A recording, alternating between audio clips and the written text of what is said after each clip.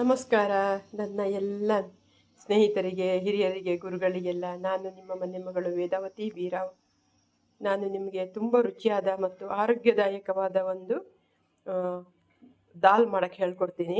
ಇದು ತುಂಬ ಚೆನ್ನಾಗಿರುತ್ತೆ. ಜಾಸ್ತಿ ಮಸಾಲ ಎಲ್ಲ ಹಾಕಕ್ಕೆ ಹೋಗ್ಬೇಡಿ.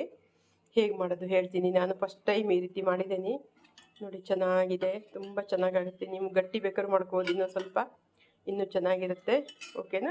ನಾನು ಸ್ವಲ್ಪ ಅನ್ನದಲ್ಲಿ ಕಲಿಸ್ಕೊಳಕ್ಕೆ ಚೆನ್ನಾಗಾಗುತ್ತೆ ಅಂತ ಸ್ವಲ್ಪ ತವೆ ಟೈಪ್ ಮಾಡಿದ್ದೇನೆ ಅಷ್ಟೇ. ನಾನು ಹೇಗೆ ಮಾಡಿದೆ ಹೇಳ್ತೀನಿ ನಿಮಗೆ. ಇದಕ್ಕೆ ನಾನು ಏನು ಮಾಡಿ, ಒಂದು ಮುಷ್ಟಿಯಷ್ಟು ಹೆಸರುಬೇಳೆ ಬೇಯಿಸಿ ಇಟ್ಕೊಂಡೆ ಕುಕ್ಕರಲ್ಲಿ. ಸ್ವಲ್ಪ ಒಂದು 2 ಸಿಟಿಗೆ ಬಂದ್ ಮಾಡಿದೆ ಸಣ್ಣ ಬೆಂಕಿಲಿಟ್ಟು. ತುಂಬ ಕರಗಕ್ಕೆ ಬಿಡಲಿಲ್ಲ.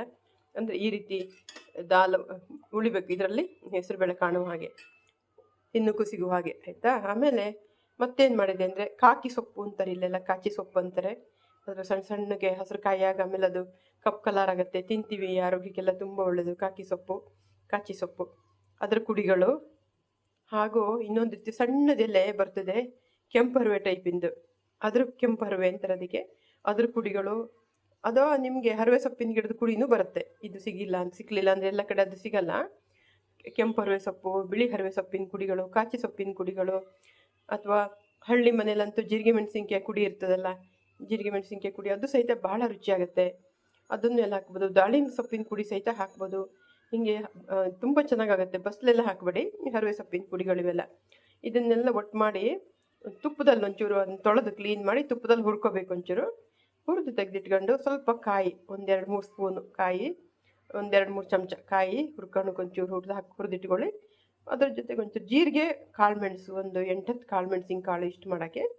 ಎಲ್ಲವನ್ನು ಚೆನ್ನಾಗಿ ಹುರಿದಾದ್ಮೇಲೆ ಅದನ್ನು ತಣ್ಣಗೆ ಮಾಡಿಕೊಂಡು ಮಿಕ್ಸಿಲಿ ರುಬ್ಬಿ, ನುಣ್ಣಗೆ ಚಟ್ನಿ ಥರ ರುಬ್ಬಿ, ಅದನ್ನು ಈ ದಾಲ್ ಇದೆಯಲ್ಲ ಇದರೊಳಗೆ ಹಿಂಗೆ ಹಾಕಿ, ಅವಾಗ ಈ ರೀತಿ ಆಗುತ್ತದು. ಹಾಕಿ ನಿಮಗೆ ಗಟ್ಟಿ ಬೇಕಾದರೆ ಗಟ್ಟಿ ಮಾಡ್ಕೊಳ್ಳಿ, ತೆಳ್ಳಗೆ ಬೇಕಂದ್ರೆ ತೆಳ್ಳಗೆ ಮಾಡ್ಕೊಳ್ಳಿ.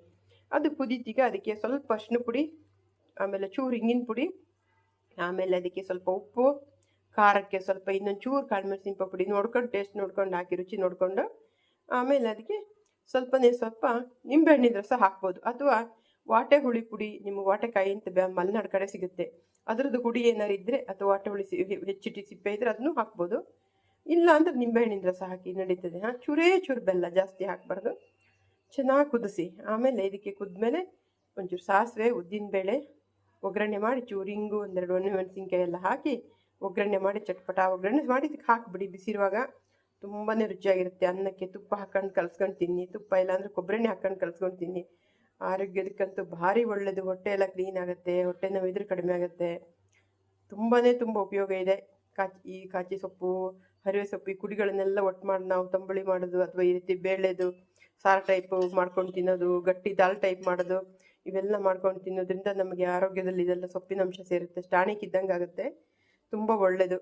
ಎಲ್ಲರೂ ಮಾಡಿ ನೋಡಿ, ಭಾಳ ರುಚಿಯಾಗಿರುತ್ತೆ. ಮಾಡಿ ಊಟ ಮಾಡಿ.